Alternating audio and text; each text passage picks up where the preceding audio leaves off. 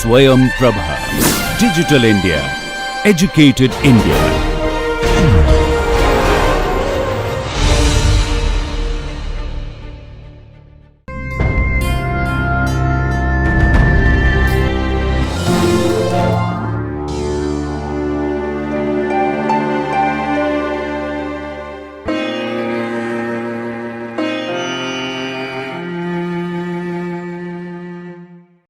Hello, good morning everybody.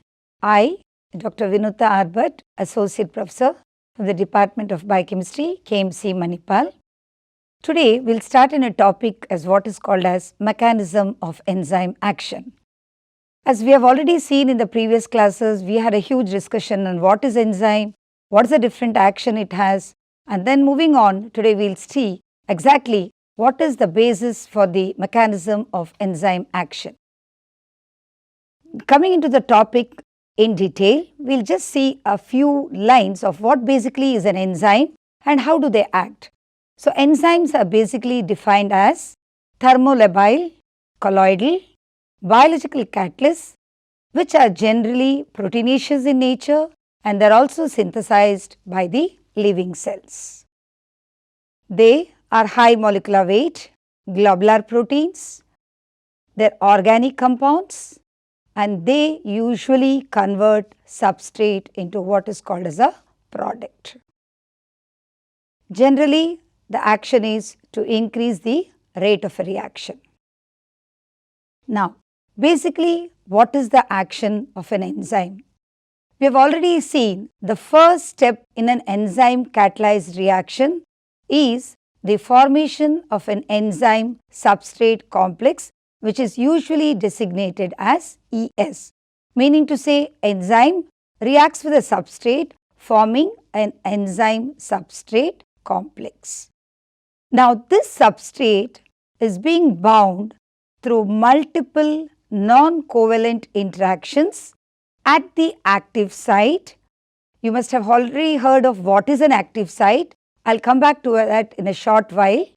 So, these non-covalent interactions are at the active site of the enzyme forming an enzyme substrate complex which is subsequently being converted to a product and then it will give you a free enzyme. So, you have an enzyme reacting with the substrate forming an enzyme substrate complex and then this dissociates to give you a product and a free enzyme. Okay. Just to generalize the mechanism of an enzyme action, see I have an enzyme here and then I have an active site. Here is my enzyme, then I have an active site.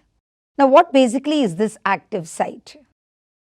This active site is nothing but a small area or what you call it as a cleft or a small pocket occupying a very small region or a portion of the enzyme surface. This is present on the surface of the enzyme wherein the substrate will come and bind to this active site and it will participate in the catalysis. So, active site is defined as a cleft or a pocket which is occupying a small region on the enzyme. Here you can see it is a very small area of the enzyme and this area is being denoted as the active site at which the substrate will come and bind to this and it will participate in the catalysis. Now, say for example, I have a substrate and this substrate is nothing but sucrose which is made up of two components. You have glucose and fructose which is binding together and this is the glycosidic linkage. So, glucose and fructose together forms up the molecule what is called as sucrose. Now, this being the substrate will come and bind to the enzyme. Okay. Now, where exactly it comes and binds? It will come and bind the active site. So, this is a small area and this is called as the active site. Now, this substrate being sucrose will come and bind to the enzyme here at its active site forming a complex what is called as the enzyme substrate complex. Okay. See, you can see here the blue one is the enzyme. You had a small cleft here which was designated as the active site and this substrate being sucrose exactly comes and fits into the active site, forming a ES complex. Okay, this is just the explanation for the previous slide. Now, upon binding of the substrate to the enzyme, you have a ES complex that is being formed. Now, the binding of the substrate to the enzyme forms a sort of a stress. Okay, it places a stress because the enzyme has to accommodate the substrate at its active site. Now, the binding of the substrate on the enzyme places a sort of a stress on the glucose and fructose bond. Now, this glucose and fructose that was forming what was called as sucrose, there is a stress that is being placed and the bond gets released. See here, you can see the bond that is being formed. Here, when the stress is being placed, the bond is being dissociated. So, what happens when the bond gets dissociated? You have glucose and fructose as the products that are being released, and then the enzyme is free. Now, when the enzyme is free, automatically the enzyme is free for some other substrate to come and bind to the active site. So, this was the basic mechanism for any of the enzyme to act. Just to have a recap, we have an enzyme, we have certain small regions on the enzyme what is designated as the active site. These active sites are open for the substrate to come and bind.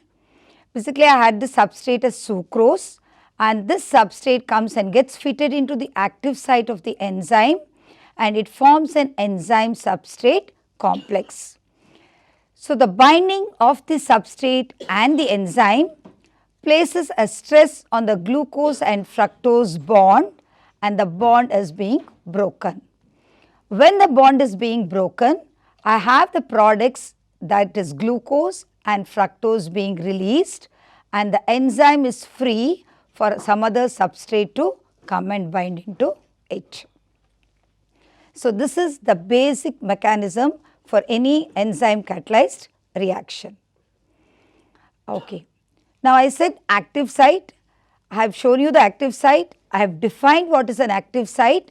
So, active site of an enzyme is that region that binds the substrate and that also contains specific amino acid residues, and I have two residues basically. One is called as the binding residue and the second being the catalytic residues, and they possess three-dimensional structures.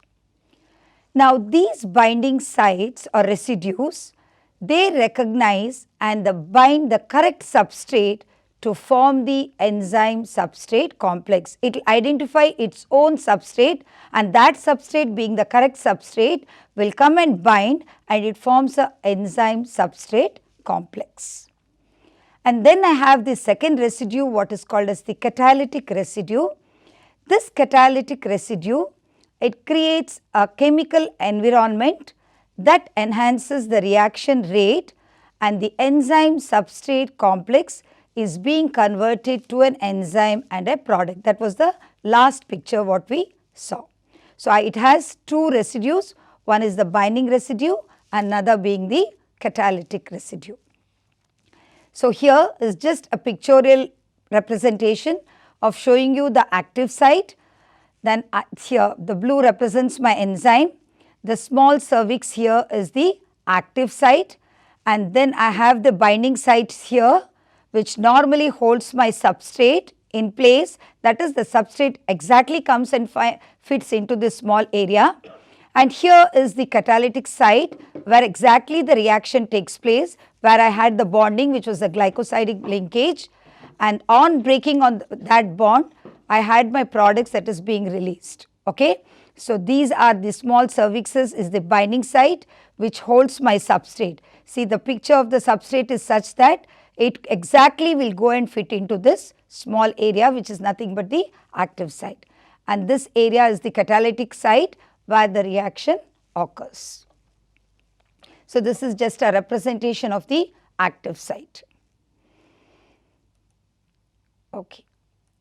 Now, whenever I have a change, either the change could be in the primary, secondary, tertiary or the quaternary structure that could alter the three-dimensional shape of the active site, which reduces both its binding as well as catalytic activity. Two models for substrate binding to the active site of an enzyme have been proposed to explain the specificity that an enzyme has for its substrate. You must have studied previously what is specificity. You had different classes of specificity, like you had absolute specificity, you had group or broad specificity, you had stereo specificity, you had reaction specificity. Okay? So, basically what you do is there are models that have been proposed to explain the specificity that an enzyme has for its specific substrate. Now, coming to the exact mechanism, there had been proposed active site models to explain the mechanism of enzyme action. The first model being called as the lock and key model, otherwise called as Fisher's template theory. It could also be called as rigid template model. Why the name is given rigid, I will come to that shortly. The second model being the induced fit model, which is otherwise called as the Coastlands Theory, and then the third one being the substrate strain theory. The lock and key and the induced fit is almost there everywhere being explained. Combination of that two slowly results in one more theory, what is the substrate strain theory. Coming to the first lock and key model, which is otherwise called as the Fisher's template theory, the structure and the conformation of the enzyme is rigid. That is why it has been called as the rigid template model. Though the enzyme structure as well as conformation is very rigid, it does not change at all. Now, see, I have the active site of the enzyme here. This is my enzyme, and the small cervix or the region what I have is the active site. Here the active site of the enzyme is very rigid, and I have a pre-shaped template where only a specific substrate can come and bind. What do I mean by saying a pre-shaped template? See, if you see the structure of the substrate is having a shape, say it is almost spherical in shape. Now, this shape can exactly come and bind to this region. It is almost rectangular here, this space can exactly come and bind into this area, and it is sort of triangular here, which exactly comes and fit into this area. So, the active site is so rigid that it can take in a substrate where exactly it can come and bind into this. Suppose instead of having a rectangular shape, it was again a spherical shape, naturally this substrate will not come and bind into this enzyme. So, the active site of the enzyme is so rigid, it will pick on to a substrate where exactly it can go and fit into this. Now, the substrate having an exact figure will directly come and bind into the active site, and there forms what is called as an enzyme substrate complex. Okay? So, the active site of the enzyme is rigid and it has a pre-shaped template. This is a template where exactly a specific type of substrate can come and bind, and there exactly what I meant to say, that this theory explains enzyme specificity. So, now you can see when it has a ES complex, how exactly this substrate has come and bound to the active site of the enzyme. So, in the lock and key model what we spoke now, the active site has a rigid shape, only a particular substrate which is matching, which has a matching shape can come and bind, or it can come and fit into the active site of the enzyme. Now, here the substrate is a key that fit exactly into a particular lock of the active site. That is why the name is given as the lock and key model. Now, this explains enzyme specificity Of course, it is an older model, however, does not work for all enzymes. It has some of its own limitations. Now, why I say a substrate is a key that fits into a lock is, the substrate fits into the binding site just as a key fits into a lock. Now, this is an exact representation for a lock and a key model. See, if you see, I have a key here. Now, this key will exactly go and fit into this lock. I try to bring in some other key and try to open this lock, definitely it will not open, right. So, exactly the mechanism holds good for the lock and key model. I had a substrate which has an exact template which can go and bind into the enzyme. So, the active site is very rigid, where exactly that substrate can go and bind into the active site. Similarly, here I have a key, this key can open only this lock. I cannot try to bring and fix in some other key and make this lock open. So, this model has been useful in understanding how some enzymes can bind only to a specific substrate, but it will not bind to any other compound with an almost identical structure. That is why it is very specific. So, it will bind to only a particular specific substrate and it cannot bind to any other compound with an almost identical structure. So, this model explains all mechanisms, but do not explain the changes that is occurring in an enzyme activity in the presence of allosteric modulators. Now, Fisher's model explained the specificity of an enzyme substrate interaction, but the implied rigidity of the enzyme's active site failed to explain the dynamic changes that must take place during catalysis. Of course, it was very rigid, but the implied rigidity of the enzyme active site, it failed to explain the exact dynamic changes that is taking place during a enzyme catalyzed reaction. A model that accounts for both of these aspects, that is enzyme specificity as well as explaining the dynamic changes that is occurring. So, there was a model that was accounting for both of these aspects of the enzyme catalysis is the second theory that came into picture, and that is what is called as the induced fit model.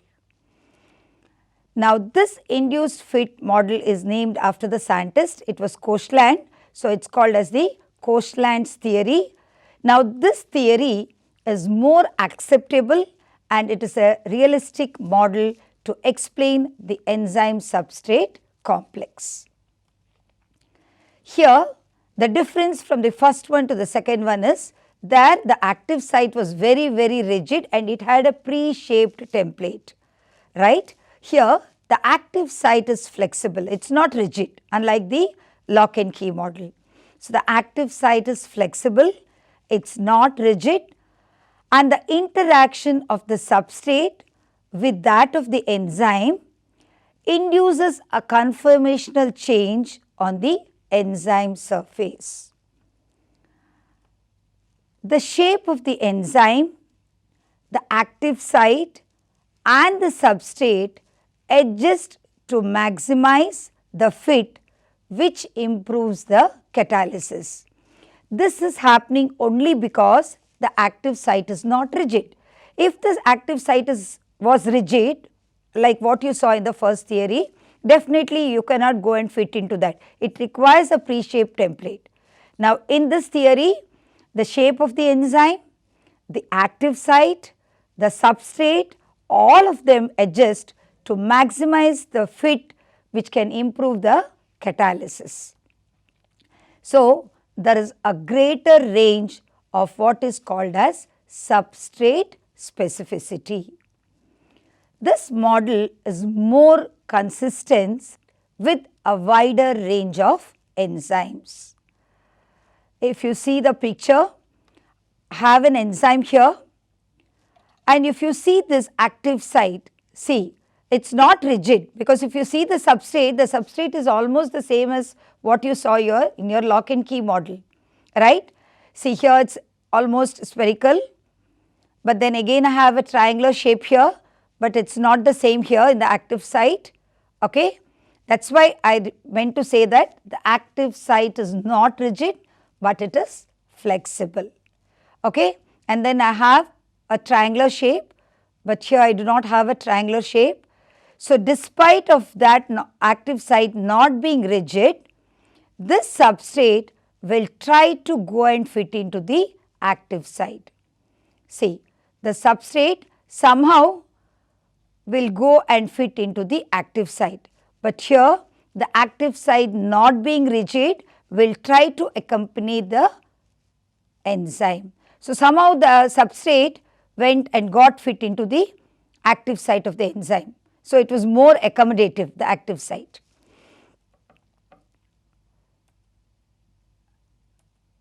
So, a classical example to explain this is exactly how a hand goes and fits into a glove.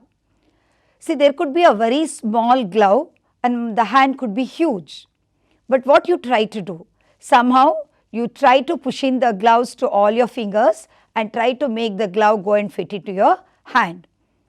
Or you have a very small hand and you have a huge gloves, but somehow the glove and your hand both is accommodative enough and you will try to go and fit into the glove into your hand. So, classical example is how a hand can go and fit into a glove. See, here the hand is quite big, but the glove is very small, but somehow my hand tries to go and fit into the glove. Okay. The next theory what I had was what is called as the substrate strain theory. Now, here the substrate is being strained, that is why the term is given as substrate strain theory. The substrate is being strained due to the induced conformational change in the enzyme. The strained substrate leads to the formation of a product. A combination of both the induced fit model and the substrate strain model is considered to be operative in an enzyme action. See, here I have an enzyme, but then I have a substrate, same way it is not rigid, but you see the active site and you see the substrate here. Now, somehow when the substrate comes and tries to get fit into the active site of the enzyme, there is a strain that is being formed. Okay? There is a strain on the substrate. See, if you see here, it was a straight line, but then there is a sort of bend, that is nothing but indicating a strain on the substrate, and that is why it is called as the substrate strain theory. Okay? The substrate can go and fit into the enzyme, but there is a strain that is being formed, and that is why it is called as the substrate strain theory. So, we had seen on what was called as the lock and key model, and then we had induced fit model, and the third model was the substrate strain theory. So, this is overall a mechanism of how an enzyme catalyzed reaction occurs. What we basically saw today was just a brief note on what is an enzyme, just touched upon different types of enzyme specificity, and how could we go to explain the mechanism of an enzyme action with the three models that were applicable. Thank you.